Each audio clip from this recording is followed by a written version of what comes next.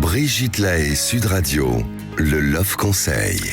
Ariane Calvo est avec nous et on va parler dans ce Love Conseil de l'ombre et la lumière. Alors ce Love Conseil m'a été inspiré par l'astrologie. Je fais parfois le week-end, quand j'ai un peu de temps, je fais de l'astrologie. Et alors on sait qu'on a tous dans notre thème des zones d'ombre.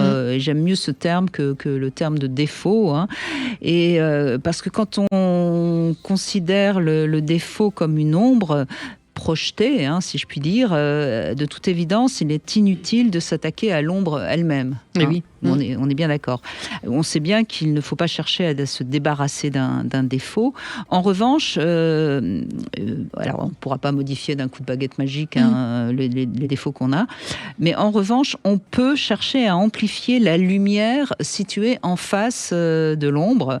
En d'autres termes, développer la qualité inverse. Et à ce moment-là, on va réduire la zone d'ombre. Vous voyez ? Alors, je vais prendre un exemple qui va vous permettre de bien comprendre. Par exemple, si on a un ego assez fort, alors si on cherche à diminuer cet ego, ça marchera pas. Au contraire, il va beaucoup prendre de l'ampleur. Et donc, il faut aller chercher à l'opposé, c'est-à-dire, et là, je vais revenir sur l'astrologie. L'ego en astrologie, c'est symbolisé par la maison 5 et le signe du lion. Hein. D'accord. Bon, donc, qu'est-ce qu'il faut faire ? Il faut aller vers la maison opposée, c'est-à-dire la maison 11, et vers le signe opposé, c'est-à-dire le Verseau. Okay. Et donc, le lion, c'est quand même, on le sait, vous savez, la définition que j'aime beaucoup en astrologie du lion, c'est qu'il est pour la démocratie, sauf qu'il ne comprend pas quand il a fini de parler qu'il y a encore quelqu'un qui a quelque chose à dire. Hein. Bon, ça, c'est le lion. Mais donc, si on veut dépasser ce défaut-là, si je puis dire, on va aller du côté du Verseau. Et le Verseau, c'est le signe par excellence de la fraternité. Oui, du collectif. Voilà. Ouais. Donc, si on a un ego un peu fort, qu'est-ce qu'il faut faire ? Il faut essayer un petit peu plus de s'occuper des autres plutôt que d'essayer de lutter contre son ego. Et ça marche absolument sur tout. Donc, si vous avez un ego fort, vous occupez un tout petit peu plus de vos amis. Vous essayez chaque jour d'avoir une petite pensée pour un ami. Vous envoyez un petit SMS, ou etc. etc. Et donc, on peut prendre n'importe quel exemple. Je pourrais prendre les 12 signes du zodiaque. C'est génial. Et je trouve que c'est réellement intéressant. Parce que c'est vrai qu'on n'aime pas nos défauts, mais on ne peut pas lutter contre. Mais donc, allons à l'inverse et nourrissons la lumière. Quel est l'opposé de la Vierge ?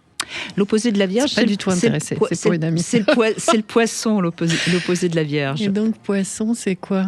Alors, la Vierge, c'est souvent des gens qui sont un peu, on va pas dire étriqués, mais qui sont un peu, voire même obsessionnels, qui analysent tout. En même temps, ils sont capables de faire très attention à ce qu'ils mangent, etc. Et l'opposé, c'est le poisson. Le poisson, c'est le signe par excellence de l'empathie. Ah, ok. C'est le signe par excellence de se laisser envahir par les émotions des autres. Intéressant.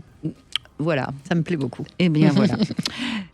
Donc, du coup, on va jouer ensemble et on va jouer avec Passage du désir sur Sud Radio et avec ce kit de découverte BDSM. Vous le savez depuis le début de la semaine, il est composé de 6 pièces qui éveillent les sens et qui vous font découvrir le monde du BDSM en douceur.